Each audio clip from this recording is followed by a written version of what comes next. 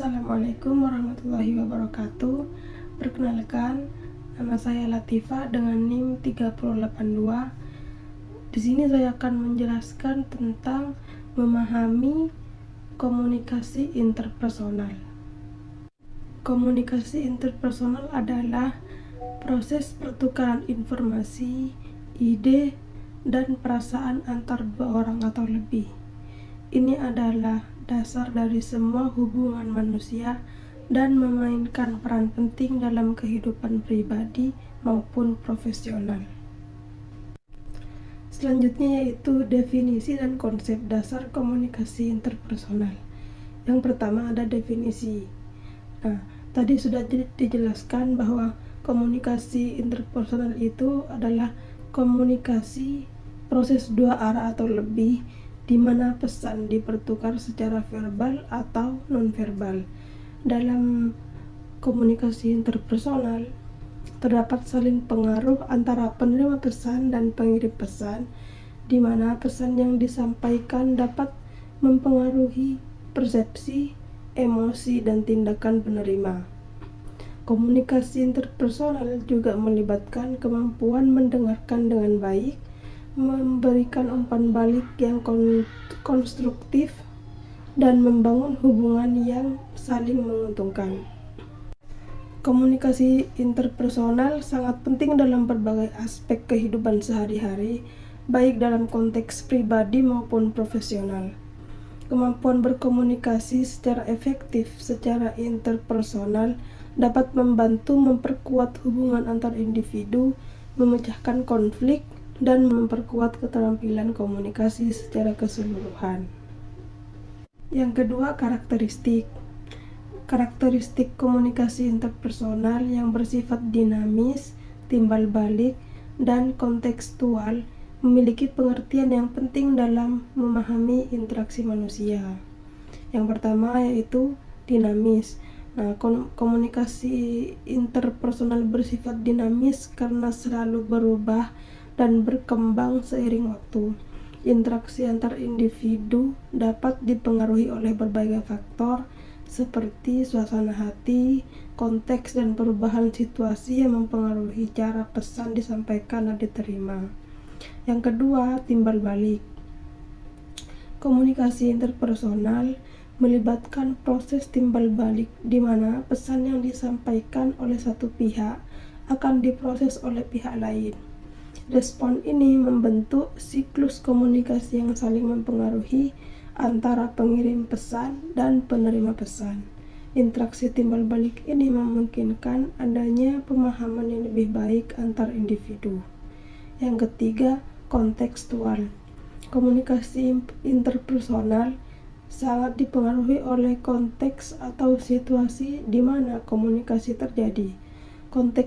Konteks ini mencakup lingkungan fisik, budaya, hubungan interpersonal, dan faktor-faktor lain yang mempengaruhi bagaimana pesan disampaikan dan diterima.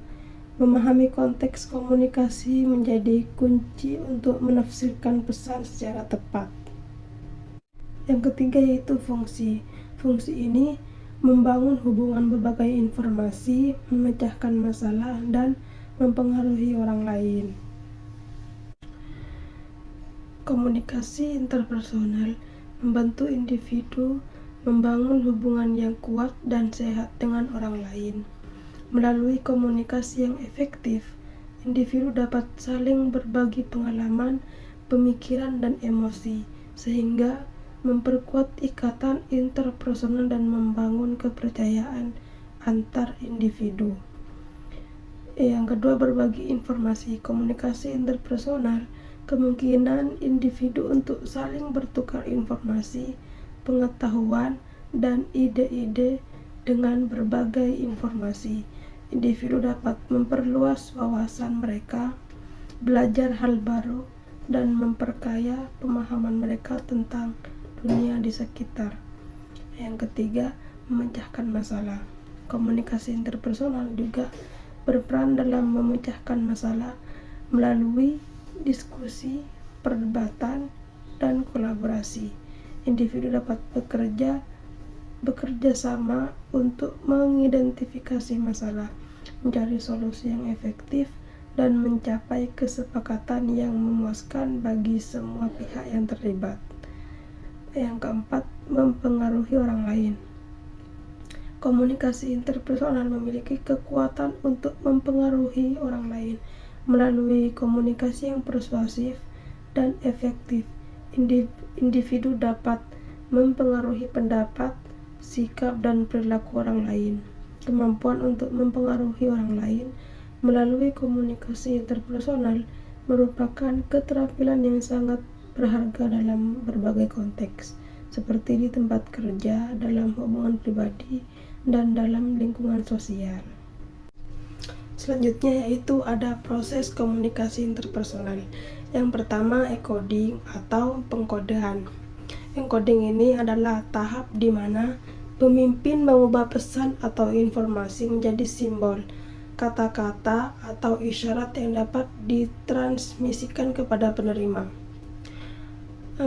Proses ini melibatkan pemilihan kata, ekspresi wajah, nada suara, dan bahasa tubuh yang sesuai untuk menyampaikan pesan dengan jelas dan efektif. Yang kedua ada decoding atau pemecahan. Decoding adalah tahap di mana penerima pesan menerjemahkan dan memahami informasi yang diterima oleh pengirim atau oleh komunikator. Penerima mencoba mengurai pesan yang diterima dengan memperhatikan kata-kata, ekspresi, nada suara, dan isyarat nonverbal untuk mengerti makna yang disampaikan pengirim. Nah, yang ketiga ini transmisi atau tahap di mana pesan disampaikan dari pengirim kepada penerima melalui saluran komunikasi yang dipilih. Proses transmisi ini melibatkan pengiriman pesan dengan jelas dan efektif sehingga penerima dapat menerima pesan dan memahami pesan dengan baik. Selanjutnya, ada komponen-komponen dalam komunikasi interpersonal. Yang pertama ada komunikator atau pengirim pesan. Pengirim adalah individu yang menginisiasi pesan dalam proses komunikasi. Mereka bertanggung jawab untuk menyampaikan pesan dengan jelas dan efektif kepada penerima. Yang kedua, ada pesan. Pesan adalah informasi atau ide yang disampaikan oleh pengirim kepada penerima. Pesan dapat berupa kata-kata, isyarat nonverbal, ekspresi wajah, atau bahasa tubuh yang dimaksudkan untuk dikomunikasikan. Yang ketiga ada saluran komunikasi. Saluran komunikasi media atau cara yang digunakan untuk mengirimkan pesan dari komunikator ke penerima pesan. Saluran komunikasi dapat berupa lisan, tulisan, visual, atau elektronik. Selanjutnya ada faktor-faktor yang mempengaruhi komunikasi interpersonal. Yang pertama, faktor latar belakang. Latar belakang di sini ialah perbedaan budaya, pengalaman, dan preferensi individu. Perbedaan budaya membawa perbedaan nilai-nilai, norma, bahasa, dan cara berkomunikasi antar individu. Hal ini dapat mempengaruhi persepsi, interpretasi, dan pemahaman pesan antara individu dari latar belakang budaya yang berbeda, yang memerlukan sensitivitas dan pemahaman yang lebih dalam berkomunikasi. Pengalaman individu baik secara personal maupun profesional dapat mempengaruhi cara individu berkomunikasi. Pengalaman masa lalu, keberhasilan dan kegagalan dalam komunikasi dapat membentuk pola komunikasi seseorang dan mempengaruhi interaksi interpersonal mereka di masa depan. Preferensi individu termasuk gaya komunikasi, kebutuhan komunikasi, dan preferensi dalam menerima pesan dapat mempengaruhi bagaimana individu berinteraksi dengan orang lain. Dan memahami preferensi individu dalam komunikasi dapat membantu meningkatkan efektivitas komunikasi interpersonal. Yang kedua yaitu faktor suasana hati atau emosi. Suasana hati atau perasaan dan nada bicara yang mempengaruhi persepsi. Perasaan seseorang seperti kegembiraan, kecemasan, kesedihan, atau kemarahan dapat mempengaruhi cara individu menyampaikan pesan dan cara mereka menerima pesan dari orang lain.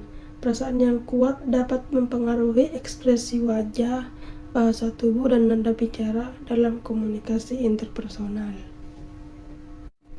Yang ketiga, faktor motivasi. Nah, motivasi di sini yaitu tujuan dan niat yang mendasari komunikasi. Tujuan yang jelas dalam komunikasi interpersonal mempengaruhi cara individu menyampaikan pesan, memilih kata-kata, dan merespon pesan. Tujuan yang jelas membantu fokus dalam komunikasi dan memastikan pesan disampaikan dengan efektif. Dengan niat positif, seperti keinginan untuk memahami, mendukung, atau membangun hubungan yang baik, dapat meningkatkan kualitas komunikasi interpersonal. Niat yang baik menciptakan atmosfer positif dan saling pengertian dalam interaksi. Memahami dan memperhatikan faktor-faktor motivasi seperti tujuan dan niat dalam komunikasi interpersonal membantu individu untuk menyampaikan pesan dengan lebih efektif, membangun hubungan yang kuat, dan mencapai hasil komunikasi yang lebih positif. Selanjutnya itu ada hambatan dan tantangan dalam komunikasi interpersonal. Yang pertama, kesalahpahaman. Kesalahan di sini disebabkan oleh perbedaan persepsi dan interpretasi pesan. Nah, dalam mengatasi hambatan ini dalam komunikasi interpersonal yang disebabkan oleh perbedaan persepsi dan interpretasi, memerlukan kesadaran, keterbukaan, dan kemampuan untuk mendengarkan dengan empati. Dengan meningkatkan pemahaman terhadap perbedaan persepsi, individu dapat meminimalkan kesalahpahaman, memperkuat hubungan, dan meningkatkan komunikasi yang efektif. Yang kedua, distraksi atau kurangnya fokus dan perhatian selama komunikasi. Kurangnya fokus dan perhatian selama komunikasi dapat menjadi hambatan yang signifikan dalam interaksi interpersonal. Kurangnya fokus dapat mengakibatkan ketidakjelasan dalam penyampaian pesan yang disampaikan dengan buru-buru atau tanpa perhatian yang cukup dapat membingungkan penerima dan mengurangi efektivitas komunikasi. Yang ketiga, hambatan perbedaan budaya. Hambatan ini penting bagi individu untuk meningkatkan kesadaran akan perbedaan nilai, budaya, dan gaya komunikasi antar individu. Mendengarkan dengan empati, menghargai keragaman, dan berusaha untuk memahami perspektif orang lain dapat membantu mengatasi hambatan-hambatan ini dan memperkuat komunikasi interpersonal. Yang keempat yaitu emosi. Untuk mengelola perasaan negatif dengan bijaksana dan empati, mendengarkan dengan penuh perhatian, mengungkapkan perasaan secara jujur namun sopan, dan mencari solusi yang konstruktif dapat membantu mengatasi hambatan-hambatan akibat perasaan negatif dan memperkuat komunikasi interpersonal. Yang terakhir, strategi untuk meningkatkan komunikasi interpersonal yang efektif. Yang pertama, aktif mendengarkan. Fokus pada pesan lawan bicara dan tunjukkan perhatian. Yang kedua, umpan balik. Berikan respon yang konstruktif untuk memastikan penerimaan. Yang ketiga, empati. Mencoba memahami perspektif dan perasaan orang lain. Penting bagi individu untuk mengelola perasaan negatif dengan bijaksana dan empati, mendengarkan dengan penuh perhatian, mengungkapkan perasaan jujur namun sopan, dan mencari solusi yang konstruktif dapat membantu mengatasi hambatan-hambatan akibat perasaan negatif dan memperkuat komunikasi interpersonal.